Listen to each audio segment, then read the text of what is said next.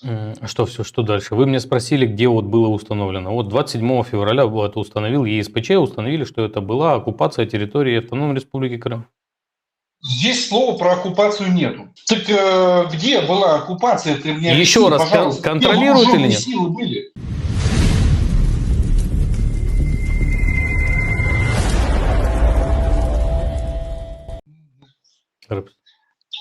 Здравствуйте.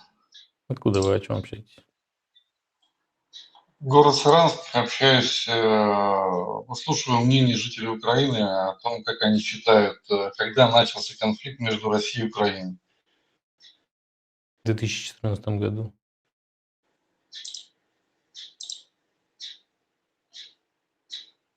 Вы зависли? В О, 2000 отлично. каком? 14. Ответь, да.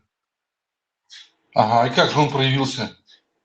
С 26 на 27 февраля 2014 года вооруженные силы Российской Федерации блокировали администрацию Автономной Республики Крым. Следовательно, это начался начало конфликта. А можете показать видео Да, этой блокировки? можете написать, там будет огромное количество видео с бодикамер. Да я могу, много чего могу. Вы можете подтвердить свои слова? Ну, видео не является фактом подтверждения. Я не знаю, чего вы решили, что мы должны видео смотреть. А что является фактом подтверждения тогда? Например, решение Европейского суда по правам человека Хорошая 2021 года, работа, Олег. где было установлено факт того, что в ночь с 26 на 27 февраля российская армия взяла под эффективный контроль территорию Автономной Республики Крым, и Российская Федерация на данном заседании не отрицала данного факта. Поэтому это установленный факт. А можно номер и дату решения? Да, сейчас скажу вам.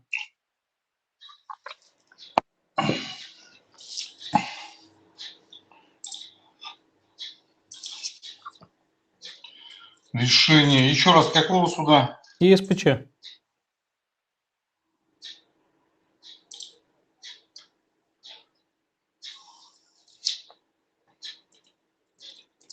ЕСПЧ. Номер.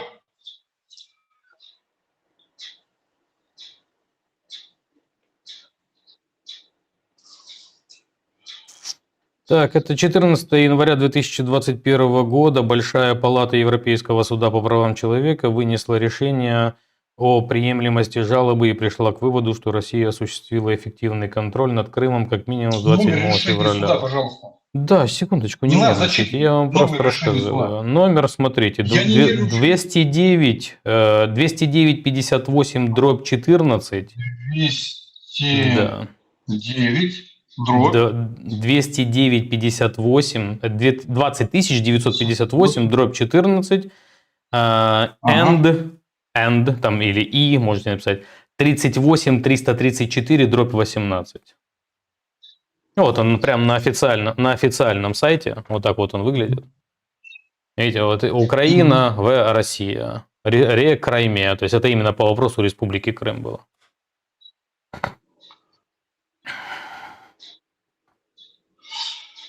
Вот выводы читаю. Суд единогласно установил, что Российская Федерация осуществляла эффективный контроль над Крымом с 27 февраля 2014 года и несет ответственность за нарушение конвенции, происшествия с этой даты. Суд постановил, что имела место административная практика нарушения большинства мероприятий положений конвенции.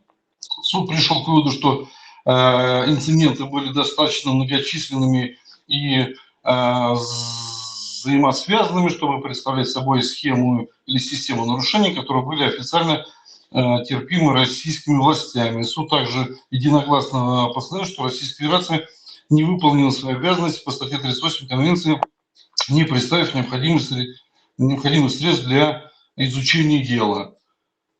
Ага.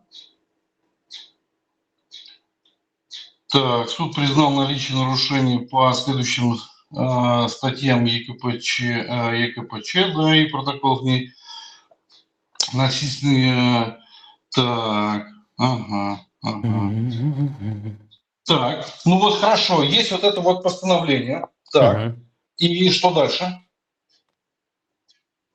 Что дальше? Вы меня спросили, где вот было установлено. Вот 27 февраля это установил ЕСПЧ, установили, что это была оккупация территории Автономной Республики Крым. Здесь слова про оккупацию нету. И можете открыть Гаагские правила 1907 года, в статье 42 там четко прописано, что эффективный контроль – это и есть оккупация. Мы вот сейчас вот про вот это вот конкретно, про Европейский суд, вот конкретно про то, что вы мне сказали. Здесь про оккупацию слова даже нет. Естественно, и если вы не в курсе, то такие суды не Естественно. используют... Зачем вы тогда ссылаетесь на это решение? Перестаньте меня перебивать. Мы не говорили сейчас про эти решения. Вы вообще меня задали вопрос по поводу того, когда конфликт начался. Я вам сказал, с какого момента начался конфликт. Это был именно вот этот. Вы сейчас спросили по поводу... Точнее, я вам сказал про оккупацию, вы решили уточниться. Так я вам уточняю, что ЕСПЧ в целом не использует такую формулировку, как оккупация, потому что она довольно-таки резкая, если с точки зрения международного права. Они обычно используют в конвенциях есть гуманитарное право. Вот. В рамках гуманитарного права такое понятие, как оккупация, обычно заменяется эффективным контролем. Оккупация – это определение, которое и так очевидно, когда какое-то государство в лице вот Российской Федерации берет под контроль территорию чужого государства без согласия, это является оккупацией. Ну, это вы так решили. Нет, это международное право так решило. Нет, я вы так решил. решил. Нет, это международное право так решило. Вы считаете, что Российская Федерация не является оккупантом? Нисколько. А можете мне сказать тогда, в какой момент времени Украина дала согласие на то, чтобы российская армия находилась на территории Автономной Республики Крым, покинув места дислокации без согласования? Так, когда Украина дала согласие на то, чтобы там кто-то покинул свою дислокацию. Ну, опять же, смотрите, я понимаю, о чем вы говорите, но, допустим, до сегодняшнего дня, я уже достаточно давно общаюсь с вашими земляками, но еще пока мне никто не смог показать российского солдата, незаконно находящегося на территории Украины. Вот я больше чем уверен, что вы в настоящее время также не сможете мне показать незаконно находящегося российского солдата на территории Украины. Отвечаю вам, смотрите. Согласно договору о размещении Черноморского флота на территории Автономной Республики Крым, вооруженные силы Российской Федерации не имеют права покидать места своей дислокации без согласования с компетентными органами Украины. Согласования такого не было. А солдаты-то были? Конечно, были. А покажите мне их. Показать в чем? Вам видео надо показать? Ну, покажите на для видео вас мне видео. солдата, который... Я понял. Для вас видео это... Еще раз, для вас видео это фейк. Вы в него верить абсолютно не будете. Почему? Потому что я вас не перебиваю, поэтому попрошу меня не перебивать. Потому что я вам покажу абсолютно любое видео, на котором не будет знаков отличия, и вы скажете, ну здесь же его нету. Поэтому у меня есть решение суда ЕСПЧ, где было установлено, что 27 февраля 2014 года вооруженные силы Российской Федерации брали под контроль территорию Украины. Крым, именно Крым. Например, Генеральная Ассамблея ООН точно так же зафиксировала, что Российская Федерация, то есть они не признавали аннексию Крыма, оккупацию Крыма, они никаким образом не подтверждали действия российской армии. И именно я ссылаюсь и непосредственно на ЕСПЧ. Мне достаточно того, что они установили этот факт. А видео, понимаете, когда вот Россия кричит все время, ну раз здесь нету знака отличия, значит это не русские. Когда убийца убивает человека, и если он не показывает паспорт, это не значит, что это не он. Да? То есть там написано его фамилия, имя, отчество на видео. Нет, он так не работает. Если страна нападает на другую страну, не объявляя войну, это не значит, что война не началась. Если страна не напала на другую страну, но при этом и Совет Безопасности ООН не принял решение о том, что это страна-агрессор, это не значит о том, что страна не агрессор. Не так оно работает. У вас очень плоское понимание международного права. Вы закончили? Да, пожалуйста. То есть у вас доказательств, ну, грубо говоря, кроме как ссылки на ЕСПЧ, никаких больше нет. Есть. Показывайте. Заявление президента Российской Федерации о том, что вооруженные силы Российской Федерации блокировали вооруженные силы Украины, расквартированные в Крыму. Это первое. Второе. Видео, которым вы не поверите, но потому что там нету знаков отличия, потому что там нету знаков отличия. Ну, подождите, вы сначала научитесь общаться, если вы хотите, чтобы я вам что-то показал, попросите нормально. Я же с вами вроде культурно общаюсь, а вы мне здесь почему-то в приказном каком-то тоне. Еще раз, я не хочу тратить время просто потому, что вы мне скажете очевидно, там нет знаков отличия. Это же очевидно. Просто очень смешно в 2026 году, когда Российская Федерация в целом не отрицает о том, что там были вооруженные силы Российской Федерации, сидеть и пытаться сказать о том, что вас там не было. Это настолько глупо и тупо сейчас с вашей стороны выглядит, что просто смешно. Абсолютно Российская Федерация абсолютно уже подтвердила факт наличия вооруженных сил Российской Федерации. Российская Федерация не отрицает от того, что там были непосредственно вооруженные силы Российской Федерации. А вы сейчас просто ведете какой-то очень диалог, если честно. Конечно, конечно. Да. Очень слабенькая позиция, очень слабенькая позиция. Без разницы, вы можете оценивать ее как угодно. Если бы вы были правы, у вас были бы доказательства того, что вы правы.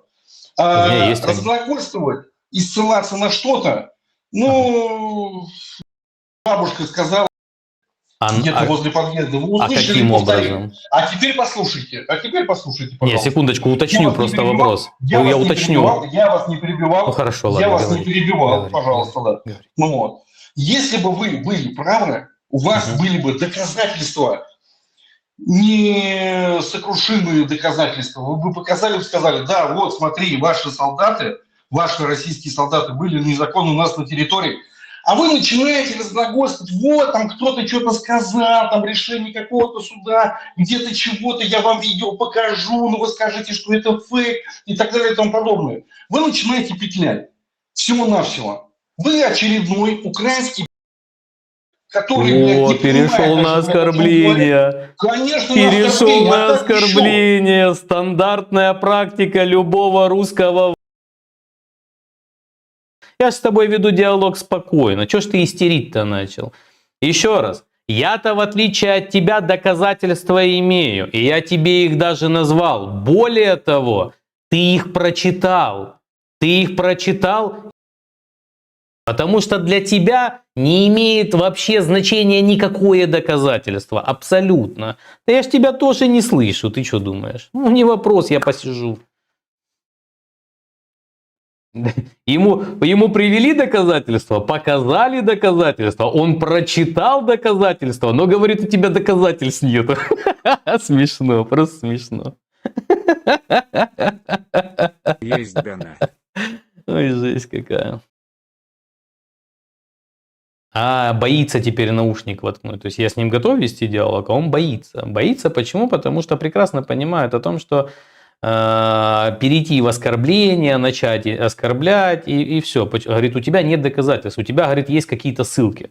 В смысле? А каким, по-твоему, образом доказательства еще строятся? То есть у меня есть решение конкретного суда, причем которое Российская Федерация в тот момент времени признавала его юрисдикцию. Более того, она являлась участником данной судовой процессии.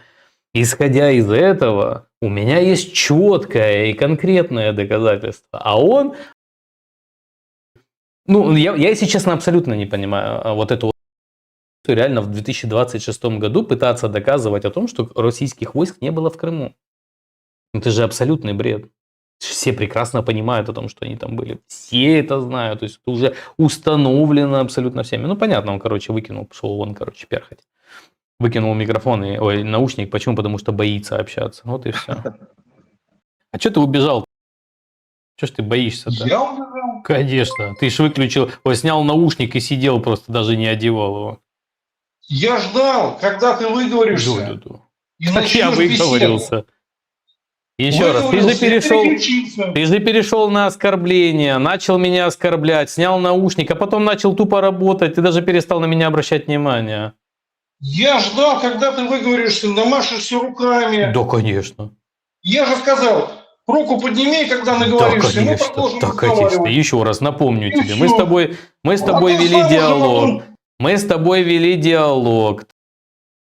У тебя не было никаких аргументов. Перешел в оскорбление. Начал тупо меня оскорблять. А потом вытащил наушник и все. И перестал со мной разговаривать.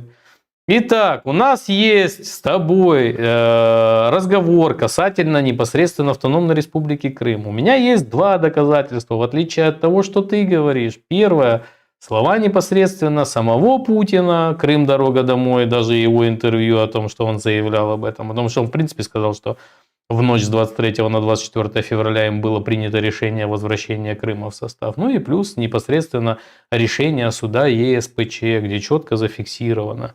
Ты мне говоришь о том, что у тебя есть какие-то ссылки. Да, они у меня есть, которые четко подтверждают о том, что вооруженные силы Российской Федерации блокировали, да, вооруженные силы. Ну, хочу увидеть эти ссылки.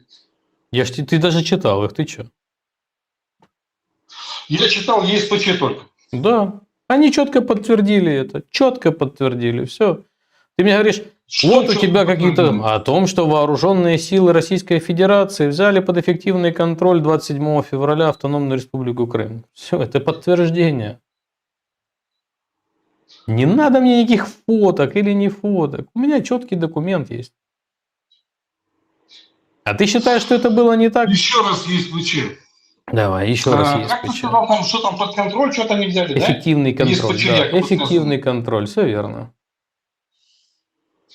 Эффективный контроль Да. над Крымом. Что такое эффективный контроль? Оккупация. А что такое оккупация? Когда вооруженные силы одного государства берут под контроль территорию другого государства без согласия этого государства. То есть эффективный контроль и оккупация – это синонимы. Эффективный контроль с точки зрения гуманитарного права, да, это по сути своей, то есть определение более мягкое, так скажем. По Эффективный сути или контроль, синоним? да. Ну да, я говорю, по сути, По да. сути или синоним? Да, да, да. Ну, не прямым синонимом, конечно. То есть все-таки не прямой синоним. То есть это Конечно. немножечко разные вещи. Нет, это по сути своей одна и та же вещь. Ты хочешь доколупаться до слова, прочитай гуманитарное право. Конечно, Да, конечно. давай, Я же спросил, не зря спросил, да, это синоним или нет? Да, нет, не синоним, А не ты прямой начинаешь синоним. впечатлять, вот, не Да, прямой синоним. То есть да. это разные немножечко вещи. Ага. Давай, расскажи мне, какие это вещи. Так я хотел от тебя узнать это. Ты же говоришь то, что оказывается, что это одинаковые, потом оказывается то, что это не одинаковые вещи. Я тебе Вот не я хочу сказал о убедиться, том, ты что вообще они... понимаешь, о чем ты говоришь или Вот нет? видишь, в отличие от тебя, я не вру. Я не говорил, что это одинаковые А вещи. в чем Я я тебе соврал? сказал, что... Ну, ты говоришь о том, что я когда-то тебе заявлял, что это одинаковые вещи. Нет, я же тебе изначально сказал. Оно по своей сути является одним и тем же, но это не является одно и то же. Эффективный контроль с точки зрения гуманитарного Так. права – это взятие под контроль территории. Оккупация является взятие вооруженными силами под контроль территории государства без согласия. Можешь открыть непосредственно, что такое эффективный контроль, прочитать. Есть гуманитарное право, оно описывает эту терминологию. Можешь задать какому-нибудь искусственному интеллекту в Российской Федерации. Ты сейчас пытаешься, это знаешь, как попытка схватиться за какое-то слово, чтобы что? Чтобы сказать о том, что российской армии не было в Крыму. Путин это даже подтвердил. Все? Да, говори. Вот. То есть мы определились то, что эффективный контроль и оккупация – это разные вещи. Да, нет? Нет. Еще раз. Эффективный контроль – это власть над территорией государства без согласия того государства. То есть ведение территории, которая управляется государством без согласия этого государства.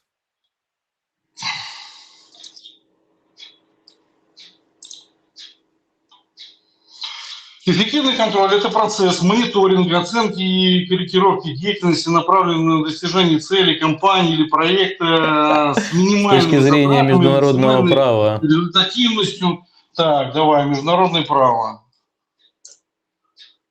В международном праве. В международном праве концепция эффективного контроля используется в нескольких контекстах. Например, при определении ответственности государства в деятельности негосударственной это не то. Стандарт эффективного контроля в контексте ответственности государства – это не то. Концепция эффективного контроля в практике ЕСПЧ используется эту концепцию для признания юрисдикции государства ответчика для иностранной территории. Да, дочитай до конца, подожди. ЕСПЧ использует эту концепцию для признания юрисдикции государства-ответчика над иностранной территорией. Это обязывает государство принимать меры по обеспечению на этой территории прав и свобод человека, предусмотренной Конвенцией. Например, в деле Илшакову и другие против Молдовы и России, и Катан и другие против Молдовы и России. ЕСПЧ признал, что Приднестровская Молдовская республика находится под эффективным контролем Российской Федерации. При этом концепция была трансформирована в формулу эффективного управления или, по меньшей мере, решающего влияния Российской Федерации. Угу. Ни слова про оккупацию нету.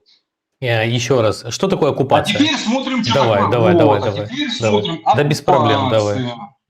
Оккупация. Без проблем. То есть мы с тобой определились, да, что эффективный контроль – это когда какое-то государство фактически управляет частью территории другого государства, правильно?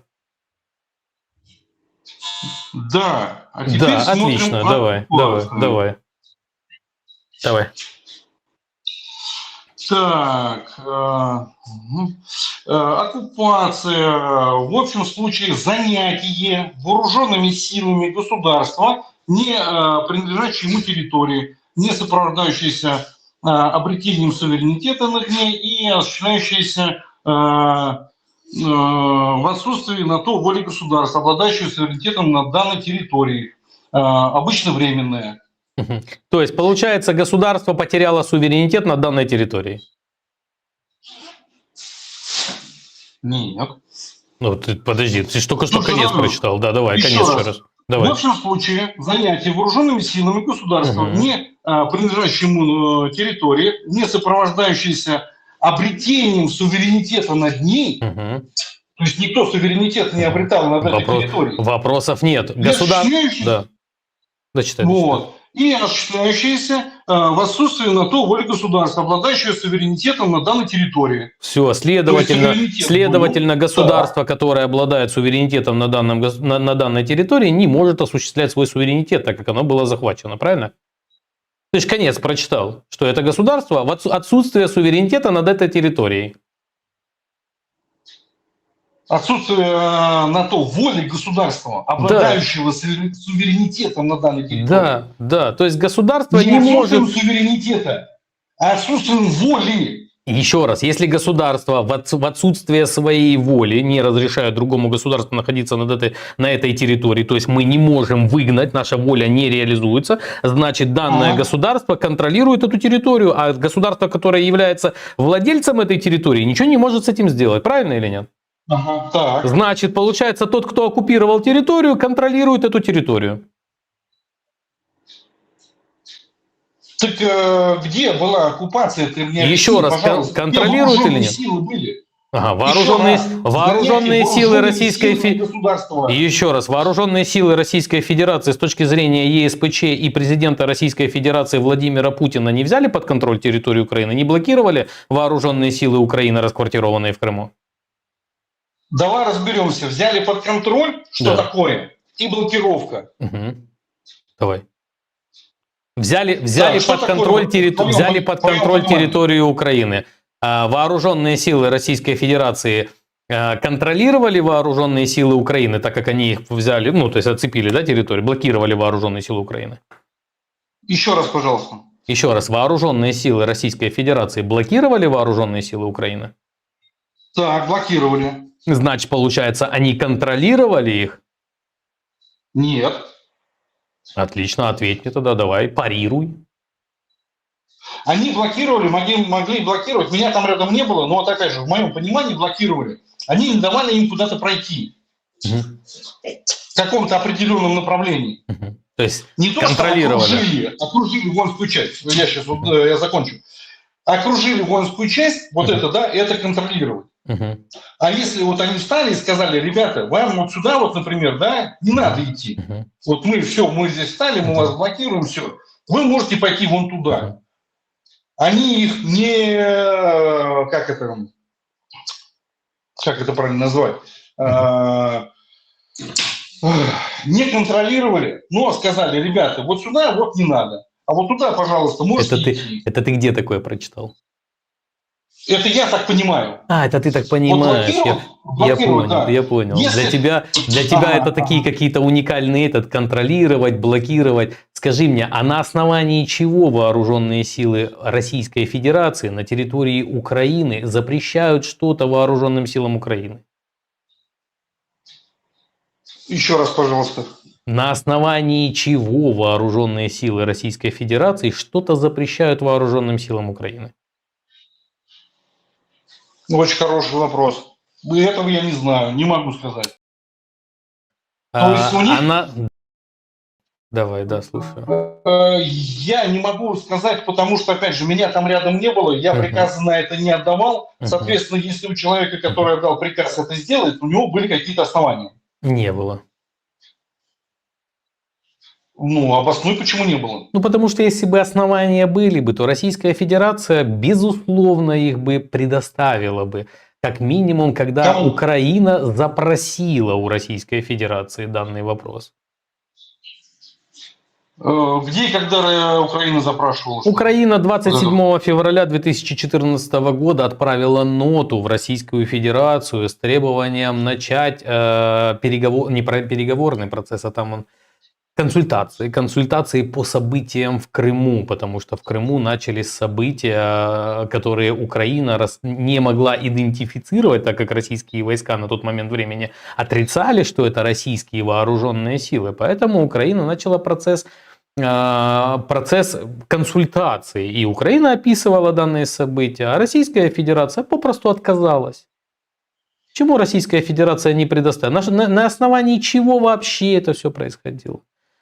Каким образом Так, ну Российская еще Федерация раз. покинула места своей дислокации? На основании чего? Нота Да, нота Украины 27 Украины февраля 2014 года. 27.02.2014.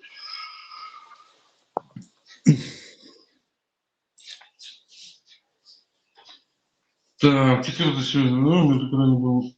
Что это, блядь? Вызван временный поверенный РФ.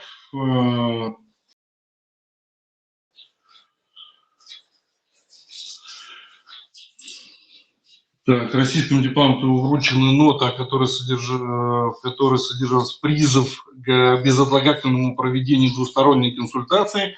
К тому же ноту с просьбой, чтобы подразделения Черноморского флота воздержались от передвижения вне дислокации. Официальный Киев ссылается на статью 7 договора. Мне надо содержание. О, представляешь себе? Украина четко это закрепила и сказала. Что она четко закрепила и О сказала? том, что вооруженные силы Российской Федерации не должны покидать места дислокации без согласования. С просьбой, чтобы подразделения Черноморского флота воздержались от передвижения Конечно, все вне верно. дислокации. Воздержались, а не то, Конечно. чтобы они никуда там ничего. Так они не имеют права на это. Без согласования с компетентными органами они не имеют права покидать места А дислокации. можешь эту ноту зачитать, текст этой ноты зачитать? Ой, я сейчас ее... Ну, можешь поискать ее, что у тебя открыто. Где там сейчас я буду искать?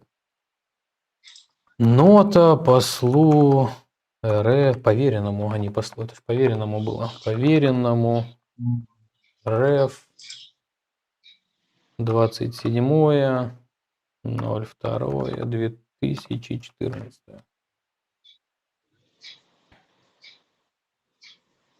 Дин-дин-дин-дин-дин.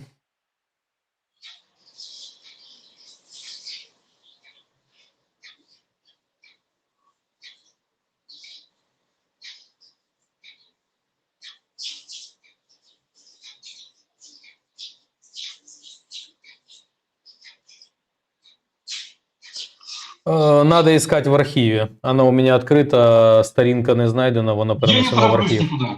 Я не Ну, тороплюсь. я не буду сейчас это столько искать. Ты же прочитал это, у тебя есть даже на русских сайтах. Ну, серьезно, сейчас будем искать саму бумажку. Ну так здесь указано Ну, просто оно, то, что оно есть дипломаты еще вручную раз. ноты, Ты которые еще содержат раз. призыв Да, безотлагательному проведению двусторонней да, консультации. все верно. Встретиться, проконсультироваться. А Конечно. также ноту с просьбой, чтобы подразделения воздержались от передвижения Все вне верно. дислокации. Не о том, то, что вот они сейчас нарушили дислокацию свою, Мгм. им нужно бы уйти. Мгм. А то, чтобы воздержались от этого. То есть они находятся Если у ты себя не на в месте, курсе, и как то, это чтобы они работает, не- смотри, если ты не в курсе, как это работает, абсолютно любые международные документы не обмениваются путем сразу же обвинения. Понятное дело, что Министерство иностранных дел Украины подает документ. Ну, давай Почему? поищем Так тогда как решение текст ноты. решение вопроса решается исходя из того, что есть события,